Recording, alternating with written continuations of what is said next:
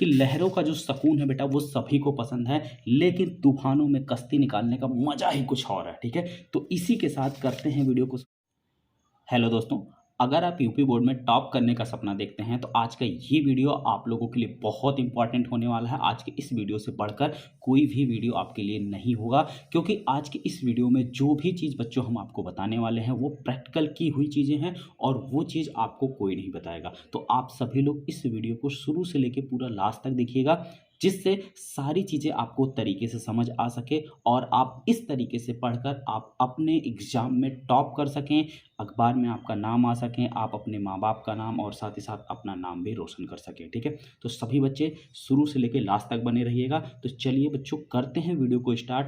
तो ध्यान से देखिएगा, कहीं पर भी एक सेकंड के लिए स्किप मत कीजिएगा। वीडियो को शुरू करने से पहले एक छोटा सा जो है मोटिवेशन है आप लोगों के लिए कि लहरों का जो सुकून है बेटा वो सभी को पसंद है, लेकिन तूफानों में कश्ती निकालने का मजा ही कुछ और है। ठीक है, तो इसी के साथ करते हैं वीडियो को शुरुआत। देखिए, सबसे पहली बात बच्चों, आप सभी लोगों के मन में ये आ रहा होगा कि जुलाई का महीना आ गया है, तो ये हमको वीडियो मिल जाए कि जुलाई से पढ़कर बोर्ड एग्जाम में टॉप कैसे करें, या जुलाई से पढ़कर बोर्ड एग्जाम में 95 प्लस कैसे स्कोर करें। ठीक है, तो बहुत ही आसान है। अगर आप ठान लो बेटा तो कुछ भी मुश्किल नहीं है। ठीक है, अगर आप ठान लिए, ठीक है, ठान लिए तो आपकी जीत हो गई, और अगर आप मान गए या मान लिए तो हार हो जाती। ठीक है, तो हमें आज ये प्रण करना है कि जो भी चीज़ आज की इस वीडियो में हम सीखेंगे वो सभी चीज़ हम अपने ऊपर इम्प्लीमेंट करेंगे, उसको अप्लाई करेंगे। तो सबसे पहली बात बेटा कि टॉप करने के लिए हमको पढ़ना कैसे होता है। ठीक है, टॉप करने के लिए पढ़ने से पहले आपको मैं बता दूं कि स्टूडेंट जो है 4 प्रकार के होते हैं, 4 टाइप के स्टूडेंट होते हैं। सबसे पहले तो वो जो स्कूल कोचिंग डेली जाते हैं लेकिन घर पर कुछ भी नहीं पढ़ते हैं। ठीक है, आप लोगों ने देखा भी होगा या आप लोगों में से बहुत से ऐसे बच्चे हैं जो ये काम करते होंगे कि स्कूल कोचिंग जो है आप डेली जाते हैं लेकिन घर पर बिल्कुल भी नहीं पढ़ते। दूसरे वो जो थोड़ा बहुत पढ़ते हैं, होमवर्क कभी कभी कंप्लीट करते हैं, यानी घर पर कभी कभार पढ़ लेते हैं, किसी को दिखाना हुआ या घर पर डांट पड़ी तो पढ़ लिए, नहीं डांट पड़ी तो नहीं पढ़े। ठीक है, और तीसरे वो हैं जो एवरेज स्टूडेंट होते हैं, नॉर्मली ये अपना काम डेली करते रहते हैं लेकिन ये एवरेज टाइप के स्टूडेंट है और इनका नंबर भी एवरेज आता है। और चौथे वो स्टूडेंट है जिसका सपना हर कोई रखता है, हर एक स्टूडेंट यही सपना अपने मन में रखता है, टॉपर। ठीक है, यानी कि टॉप बनने का सपना हर एक स्टूडेंट के मन में होता है। और ये टॉपर जो स्टूडेंट होते हैं, जो टॉपर लेवल के बच्चे होते हैं, ये ज़्यादा कुछ अलग से आपसे ज़्यादा कुछ अलग नहीं करते, बस थोड़ा सा जो है आपसे अलग करते हैं। और जो भी चीज़ें करते हैं वो डेली करते हैं, एक रूटीन बनाकर, एक टारगेट बनाकर। तो क्या करते हैं वो चीज़ मैं आपको बता रहा हूँ, ध्यान से देखिएगा, ये बहुत इंपॉर्टेंट चीज़ है, ये आप सभी को करना। सबसे पहला काम बेटा आपको ये करना है कि डेली आप सभी लोगों को क्लास अटेंड करनी हो, चाहे वो आपके स्कूल की हो या वो आपके कोचिंग की हो, या अगर आप ऑनलाइन क्लास कर रहे हैं तो ऑनलाइन। ठीक है, सबसे पहला काम बेटा आपको अपनी रेगुलरिटी बनानी है, यानी कि डेली क्लास लेनी। ठीक है, और उसके साथ साथ स्कूल कोचिंग, अगर आप स्कूल जा रहे हैं, कोचिंग जा रहे हैं तो डेली जाइए, लेकिन इसके साथ साथ आप घर पर बेटा सेल्फ स्टडी जरूर करें। आप जो स्कूल में पढ़ रहे हो, जो कोचिंग में पढ़ रहे हो, उन सभी चीज़ों को घर पर आप आकर जरूर एक बार पढ़ो, जरूर रिवाइज करो, क्योंकि अगर आप उसका रिवीजन नहीं करोगे तो वो चीज़ें आपको भूल जाएगी। तो यहीं से जो है आपका जो है नंबर कटना शुरू होगा, यानी कि जो है आपका ड्रॉबैक यहीं से शुरू होता है कि जब आप सेल्फ स्टडी यानी कि रिवीजन नहीं करोगे तो आप नेगेटिव की तरफ पढ़ना शुरू करोगे।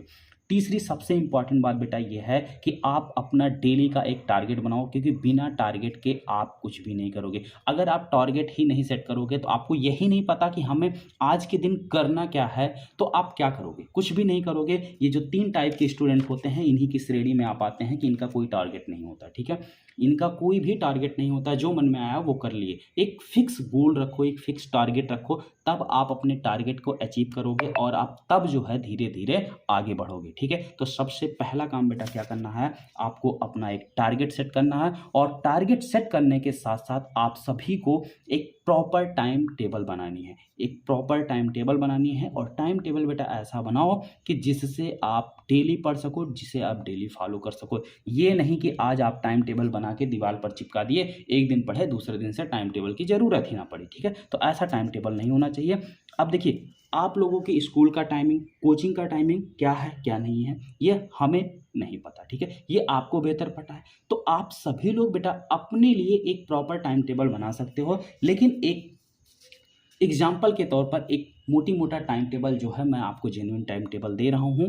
तो आप सभी लोग इस अकॉर्डिंग जो जिसके हिसाब से फिट बैठता होगा उस हिसाब से आप अपना बना लेना। देखो इसी तरीके से बनाना। सबसे पहला काम ये करना है बेटा, आपको सुबह में ज़रूर पढ़ना है, ठीक है? अगर आप 5 बजे से पढ़ रहे हो तो और अच्छी बात है। अगर 5 बजे आप नहीं उठ पा रहे हो तो एटलीस्ट आप 6 बजे से ज़रूर पढ़ो, ठीक है? और 6 बजे से आपको कब तक पढ़ना है? देखिए, सुबह में आपकी 7 या 8 बजे से स्कूल शुरू होती, ठीक है? और स्कूल मैक्सिमम 12:30 या 1 बजे तक होगा, ठीक है? इससे ज़्यादा अभी जो है आपका स्कूल नहीं चल रहा है। तो आप सभी लोग सुबह अगर 5 बजे से पढ़ रहे हो तो 5 से साढ़े 6 तक पढ़ो, अगर आपका स्कूल 7 बजे का है, ठीक है? नहाओ-धो तैयार हो और चले जाओ।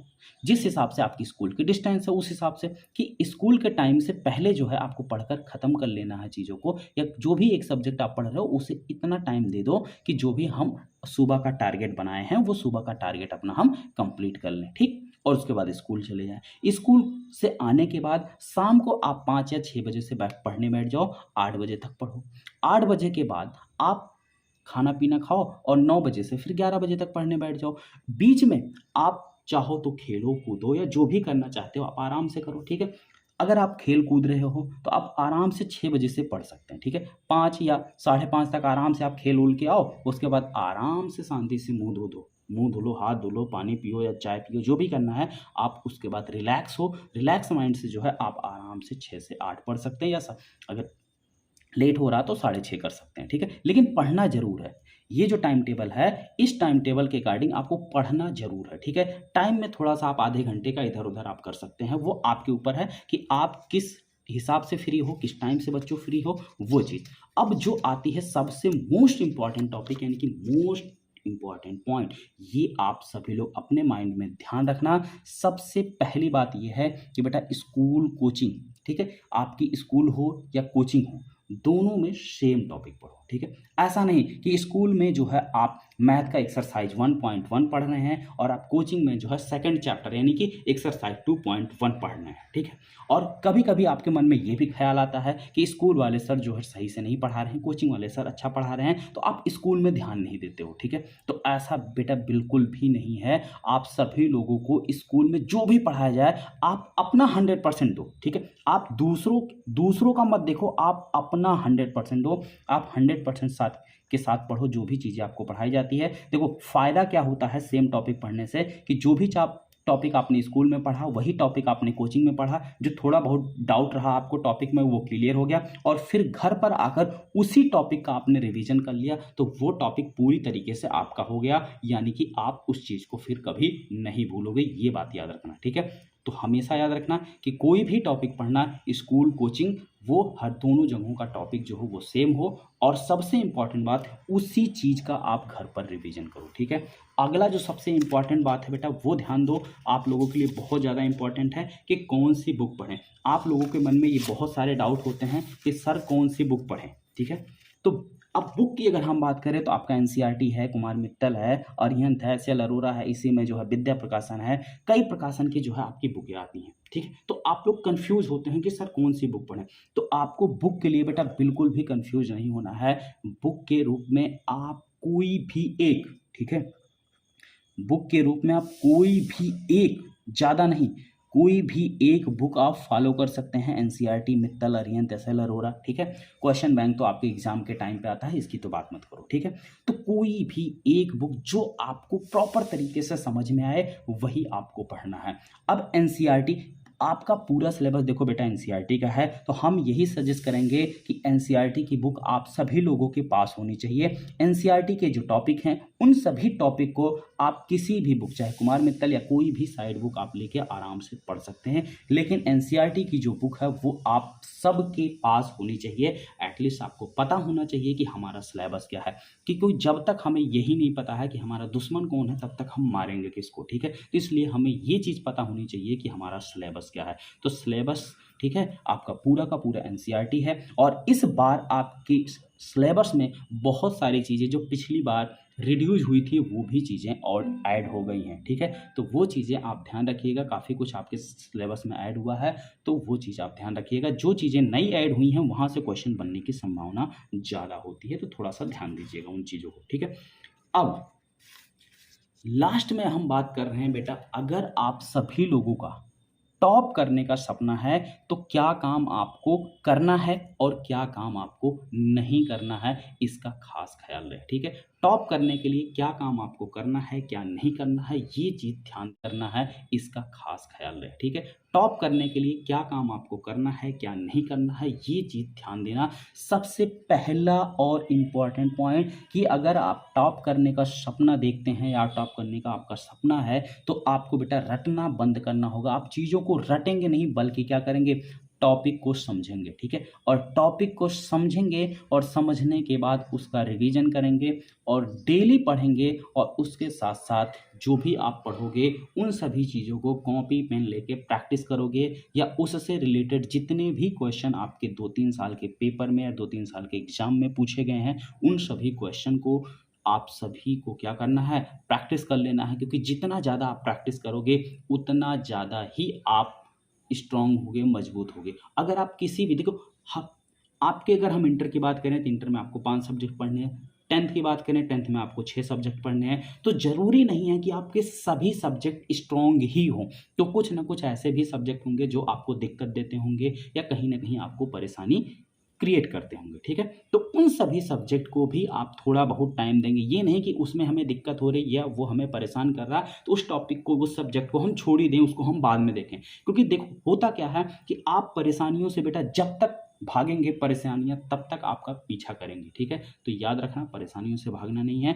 हर एक सब्जेक्ट पर आपको अपने हिसाब से जितना जो आपका सब्जेक्ट जिस हिसाब से स्ट्रांग है उस हिसाब से आपको टाइम देना है। जो आपके मेन सब्जेक्ट है मैथ, फिजिक्स, केमिस्ट्री, बायो, इन सभी पर आपको थोड़ा सा ज़्यादा ध्यान देना है। इन पर आपको ज़्यादा ध्यान देना है, इनके लिए आपको ज़्यादा टाइम निकालना है, ठीक है।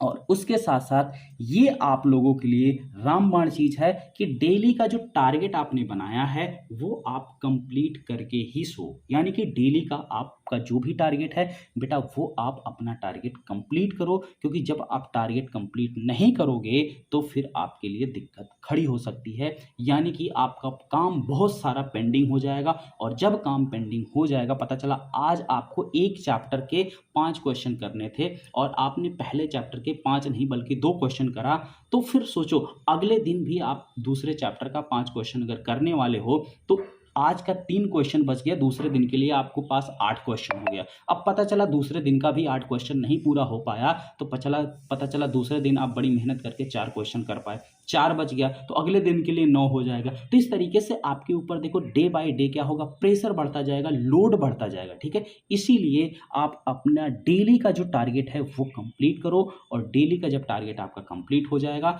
तब समझो कि जो है आप बहुत बढ़िया पढ़ाई कर रहे हैं, चीज़ों को आप अच्छी तरीके से कर रहे हैं। और जो भी चैप्टर आपका खत्म हो रहा उस चैप्टर के प्रीवियस ईयर के क्वेश्चन पेपर उठा लो और उसको सॉल्व करो। देखो वो अगर आपसे सॉल्व हो जा रहे हैं बहुत अच्छी बात है, ठीक है। और इसके साथ साथ मैं आपको बता दूं कि डेली शाम को, ठीक है, आज से आपको डेली शाम को 2 वीडियो आपको मिलेंगी और जो 2 वीडियो मिलेगा वो जो भी चैप्टर होगा, अगर हम मैथ की बात करें तो मैथ का एक चैप्टर आपका फाइनली कंप्लीट मिलेगा, ठीक है। जो भी चैप्टर आपको पढ़ाया जाएगा वो फाइनली कंप्लीट होगा, अगले दिन उसका रिवीजन होगा। तो सभी बच्चे बेटा इस चैनल को सब्सक्राइब करके बेल आइकन का बटन दबा लें जिससे हर एक चीज़ आप सभी को मिलती रहे, हर एक वीडियो का नोटिफिकेशन आपको मिलती रहे। और एक इम्पॉर्टेंट बात आपको बता दूं कि हर सब कुछ आपके लिए बेटा फ्री होगा, नोट्स भी आपके लिए फ्री होगा और इसके साथ साथ प्रैक्टिस सेट भी आपके लिए फ्री होगा। तो आप इन सभी चीज़ों को फ्री में पाने के लिए बेटा इस चैनल को सब्सक्राइब करके इसका बेल आइकन का बटन दबा लें जिससे हर एक चीज़ें आपको नोटिफिकेशन के रूप में मिलती रहे, ठीक है बच्चों। तो मिलते हैं अगले वीडियो में, आज के लिए इतना ही, ओके।